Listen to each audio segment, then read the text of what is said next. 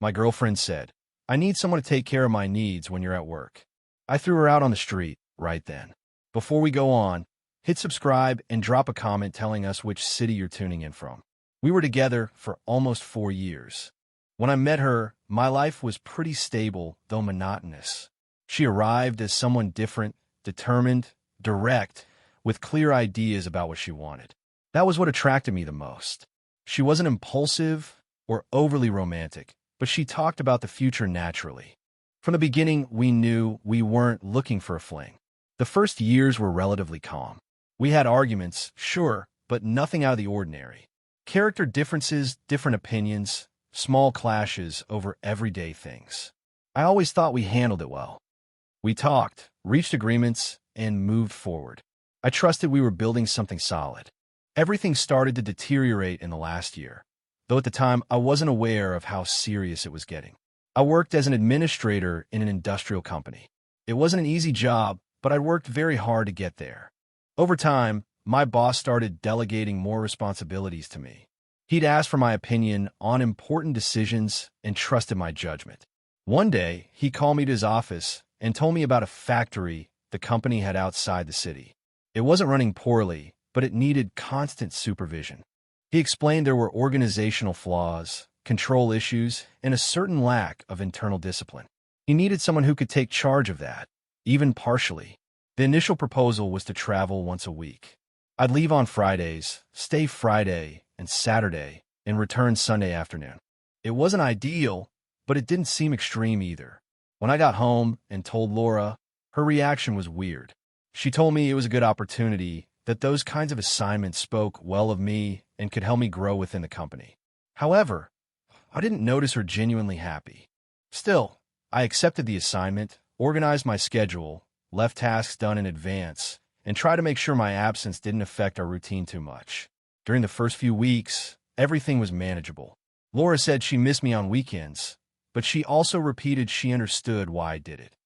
As time went by, things changed. She started making comments that, although they weren't direct attacks, had a reproachful tone. She'd tell me weekends felt long to her. She felt lonely.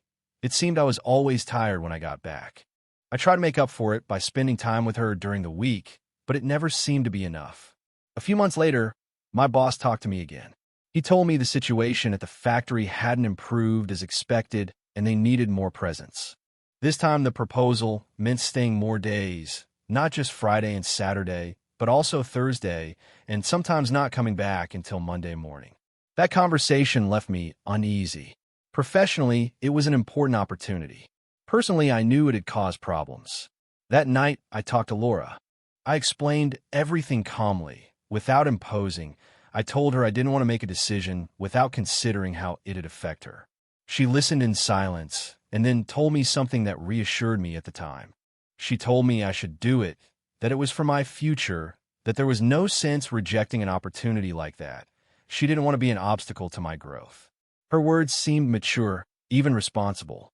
I trusted them. From that moment on, the relationship began to deteriorate faster. Laura said she supported me, but her attitude showed otherwise. When I was getting ready to travel, she'd act distant. Sometimes she'd make ironic comments. Other times, she'd simply ignore me. When I got back, I didn't feel relief or joy, just coldness. Calls while I was away became tense. If I didn't answer right away, she'd get upset. If I answered tired, she said I always had excuses. Any attempt at conversation ended in an argument. I felt I was failing on all fronts, at work due to exhaustion and in the relationship for not knowing how to fix what was breaking. The fight stopped being just about the trips. We started arguing over tiny things. Living together became heavy. I walked on eggshells, measuring my words, trying not to provoke another argument. Still, it seemed inevitable. Laura started changing habits. She spent more time out of the house, talked constantly on the phone, and avoided explaining to me who she was with or what she was doing.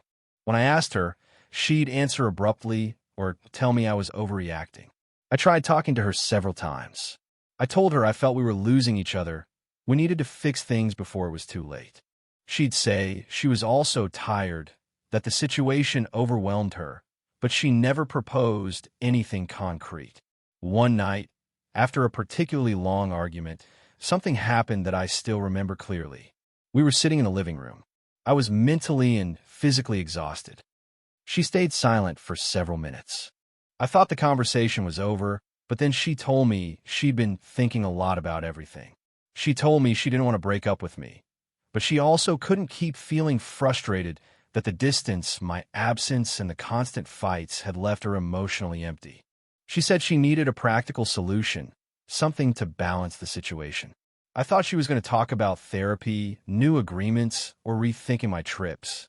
Instead of that, she looked straight at me and, with a surprisingly calm tone, told me she'd had an idea to fix it. She told me she'd get a friend with benefits. At first, I thought she was joking. I looked at her expecting some sign of irony, a nervous laugh, any gesture to indicate she was exaggerating out of anger in the moment. I didn't see any of that. Her expression was serious, almost calculated. I asked her if she was serious. She answered yes. She wasn't joking. It wasn't a provocation or an empty threat. She told me she felt lonely most of the time and she needed company, someone to be present when I wasn't. I tried to process what she'd just said. It wasn't immediate. I felt a mix of disbelief and bewilderment. I asked her if she realized what she was proposing, if she understood what it meant for our relationship. She sighed and told me I wasn't really listening to her. It wasn't just about sex, but about feeling accompanied, desired, taken care of. She said she'd spent too much time waiting, that weekends without me felt endless to her. Then she added something that hit me harder than I expected. She said she also had needs as a woman. She wasn't a machine that could be turned off and on according to my work schedule, that her body and mind didn't understand schedules or business commitments. At that moment, I felt the need to clarify something I'd taken for granted until then. I told her I didn't understand her argument because our sex life had never been a problem. On the contrary, during all those years we'd had sex practically every day. I was always satisfied with that.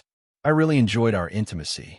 I felt connected to her and never thought there were any shortcomings in that aspect. She looked at me with a different, almost tired expression and told me it wasn't the same for her, that yes, when I was there everything worked, but the days I left her in a weight that, in her words, was killing her. She said those days with no contact destabilized her. She felt frustrated, restless, irritable. I replied that didn't justify what she was proposing. I told her clearly and directly I didn't agree. That to me a relationship didn't work like that.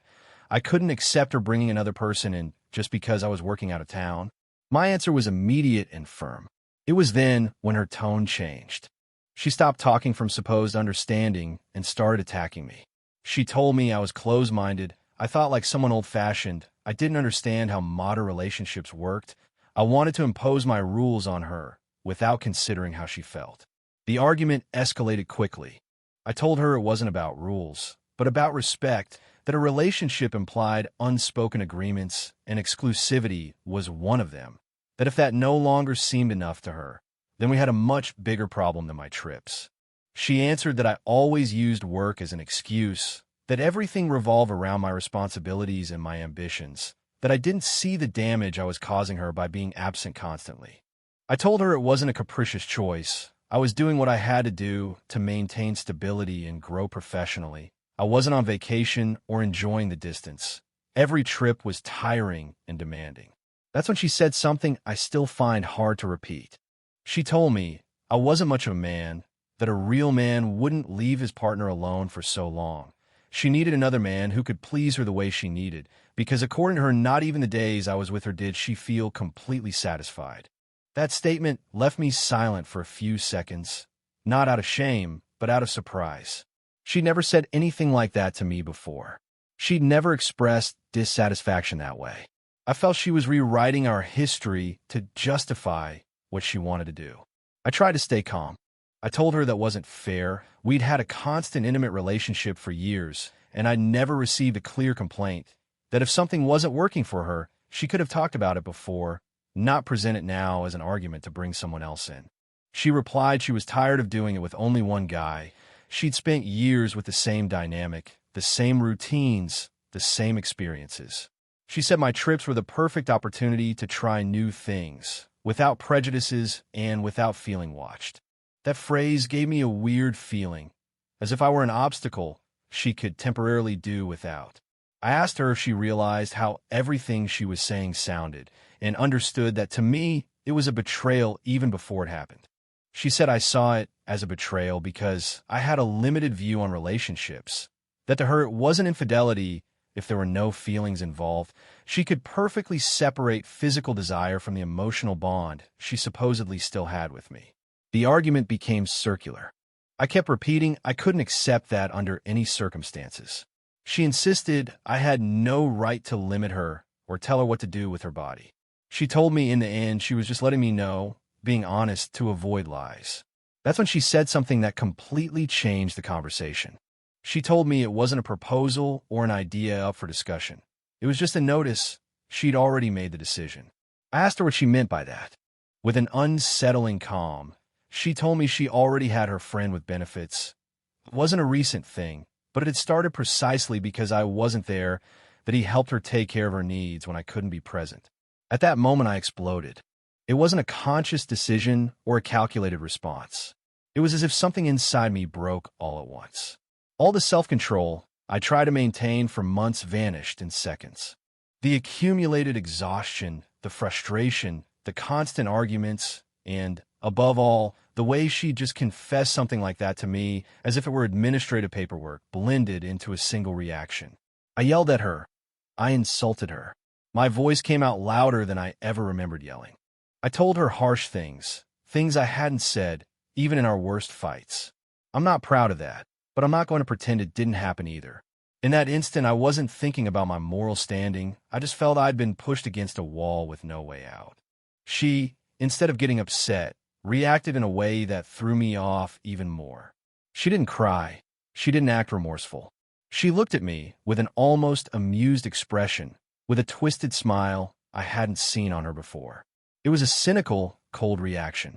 Then she told me not to play the saint. She used exactly those words. She said surely I'd seen some slut at work.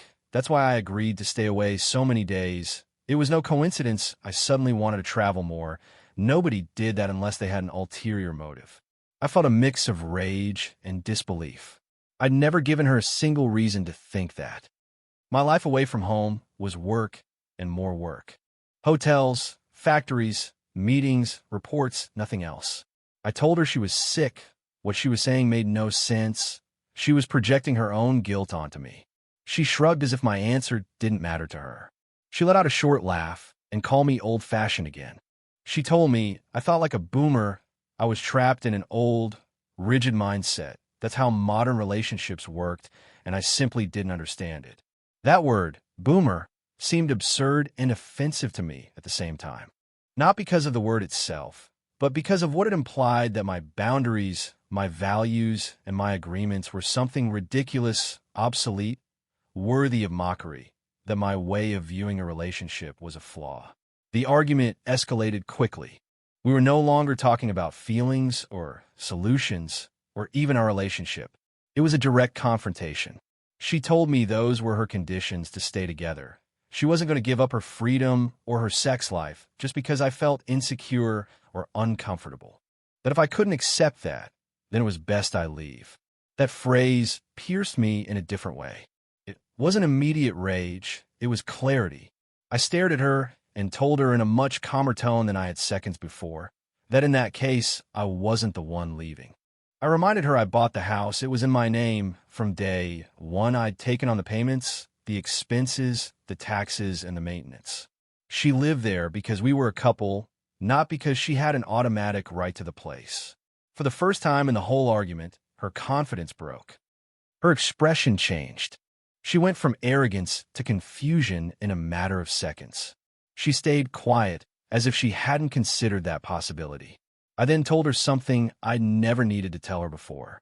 I told her congratulations. She now had her friend with benefits, but she no longer had a house. She didn't have a car either, nor someone to support her financially like I'd done for years. I didn't say it with pride, but with a rawness that reflected how tired I was of pretending everything was shared when in practice it wasn't. I asked her how she thought everything she had was paid for. I didn't wait for an answer. I told her myself. By working, traveling, enduring pressure, taking on responsibilities, giving up free time. I told her that was what I'd been doing while she talked about freedom and trying new things. I made it clear she'd made a decision, and now she had to accept the consequences. Life didn't work just with desires and emotional excuses. She tried to backtrack. She told me I was overreacting. There was no need to go to that extreme. It was fine. She'd stopped seeing her friend with benefits. She'd spoken too much. She was upset and hadn't thought things through. But to me, there was nothing left to think about. I told her that confession had no going back. It didn't matter if she promised to leave him, if she said it was a mistake, or if she tried to minimize it. The problem wasn't just what she'd done, but how she'd done it and the way she presented it to me as a condition to stay together. I told her the moment she decided to cross that line and then tell me without any remorse she destroyed something that couldn't be rebuilt. I asked her to leave, not as a suggestion, as an order. That's when she got really worried. She started saying she wasn't serious. We could calm down. We could talk about it the next day. She said she had nowhere to go. It was very late. I was overreacting out of anger. I didn't want to listen anymore. I felt if she kept talking, I'd given out of exhaustion or habit, and I wasn't willing to do that. I yelled at her to get out. I repeated it several times. My voice wasn't an arguing voice anymore. It was a voice of final breakup. In the midst of that explosion, with all the pain, rage, and the accumulated feeling of betrayal, I yelled at her, "Get out, slut!" Laura started crying. It wasn't a restrained or silent cry. It was an overwhelming, desperate one. She asked me for forgiveness over and over, tumbling over her words. She kept saying she'd exaggerated. She didn't mean it. She was angry and spoke without thinking. She kept repeating she loved me. She didn't want to lose me. Everything had spiraled out of control. I didn't answer. I felt if I opened my mouth, I'd say something worse, or worse still, I'd give in. Instead of that, I walked to the bedroom, opened the closet, and took a large black bag, one of those heavy-duty ones used for heavy trash. I opened it forcefully and started tossing her clothes in without any order. T-shirts, pants, underwear, everything together. When she saw what I was doing, her crying got louder. She ran toward me and grabbed my arm. She begged me to stop, not to do that, to talk. She told me I couldn't throw her out like that. It wasn't fair. I was overreacting. I didn't look at her. I kept putting things in the bag. Her makeup, her creams, perfumes, chargers, everything I found I tossed in carelessly. Every object that fell inside the bag made the dull thud of something that no longer belonged there. She clung to me crying, saying it had been a mistake. It meant nothing. She was willing to fix everything. I was only thinking about one thing. If I stopped, I wouldn't have the strength to continue. I took the full bag and walked toward the door. She followed me, crying, begging me not to do it. I opened the front door, and the cold night air rushed in. It was late. The street was silent, barely lit by the yellow streetlights. We went out. I left the bag on the ground in front of the door. She kept begging with a broken voice, saying she had nowhere to go. I told her that was no longer my problem. The neighbors started coming out. First one, then another. The lights of some houses turned on. Someone asked what was happening. Laura cried and asked for forgiveness out loud. She said my name, told me to let her stay. Everything had been a misunderstanding. At that moment, Stephen, the next-door neighbor, came out. We'd never had a close relationship, just an occasional greeting. When he appeared, Laura ran to him like he was a lifesaver. Between sobs, she asked him to please help her. She'd told me everything, and I was kicking her out. Stephen looked at me with a frown. He approached quickly, with clenched fists, without asking me anything. His attitude wasn't that of mediator, it was direct confrontation. He yelled something I didn't fully understand, and without giving me time to react, he threw a punch. I moved by instinct. The fist passed close to my face. Before thinking about it, I reacted. I gave him a hard punch straight to the face. I felt the solid impact. Stephen fell backwards, bringing his hands to his face. Blood started coming out of his nose almost immediately. Laura screamed. She approached him asking for help, crying, telling him to please do something. Stephen got up slowly, dazed, wiped the blood with his hand, and looked around. The neighbors watched in silence. Then he said he just wanted to hang out. He didn't want to get into trouble. It was none of his business. He looked at Laura, avoided her gaze, and without saying anything else, he turned around and went into his house. He closed the door. Laura stayed there alone, crying in the street with her bag to one side. Nobody approached. Nobody said anything. The silence was heavy. I went back into the house, slammed the door shut, and locked it. From inside, I could hear her muffled crying. I leaned against the door for a few seconds, breathing heavily. I didn't feel relief. I didn't feel victory, just a deep exhaustion. Time passed, I don't know how much. I sat in the living room with the lights off. I heard less noise outside. I guess the neighbors had gone back to their houses. I got up and looked out the window carefully. I saw her still there, sitting on the sidewalk, hugging herself.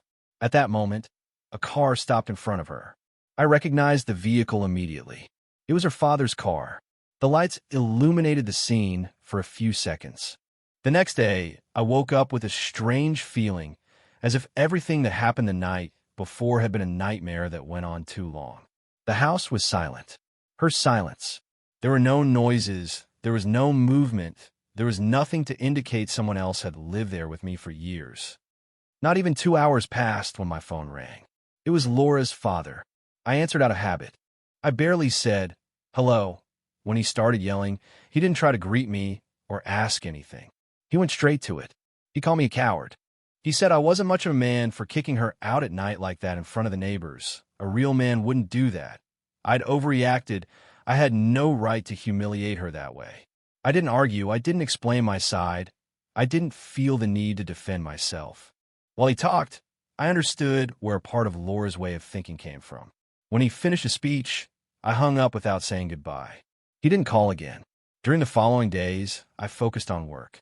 I traveled to the factory, fulfilled my responsibilities, and avoided thinking too much about what happened. Still, it was impossible not to. Memories popped up in the simplest moments, when entering the house, when seeing empty spaces, when noticing objects that were no longer there. A week later, a coworker sent me a message. He asked me if everything was okay and sent me a link. Upon opening it, I understood what he meant. Laura had a small podcast with a friend. I never paid much attention to it. I knew it existed, but it was something very small. They had around 100 subscribers on YouTube and a similar number on TikTok. It was more a chat between friends than a serious project. In that episode, Laura told her version of what happened.